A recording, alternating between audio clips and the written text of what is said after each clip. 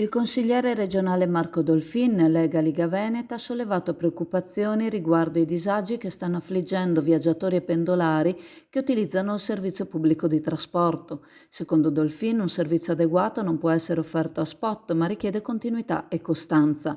La situazione, che sembra essere causata principalmente dalla carenza di autisti, forse a causa di una programmazione errata del personale in servizio con l'aggiunta di ferie e malattie permissivari, ora sta avendo effetti negativi sull'intero servizio di trasporto pubblico e sta causando disagi agli utenti.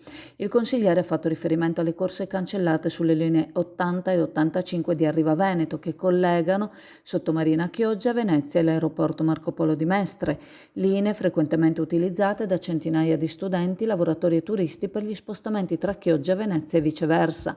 Dolfin ha già segnalato i disagi causati dalle cancellazioni delle corse all'ente di governo del trasporto pubblico locale del bacino di Venezia, informando anche gli uffici regionali competenti. Tuttavia ritiene che la situazione non sia più sostenibile, soprattutto per i lavoratori pendolari, pertanto chiede un intervento urgente per riportare alla normalità il servizio di trasporto nelle linee interessate.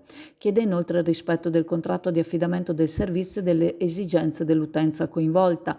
Dolfin è a conoscenza dei tentativi e dei passaggi sindacali e aziendali per affrontare la situazione, ma se i disagi dovessero persistere minaccia di segnalare la questione alla prefettura, chiedendone l'intervento. L'obiettivo è garantire un servizio di trasporto efficiente e affidabile per i cittadini e gli utenti interessati.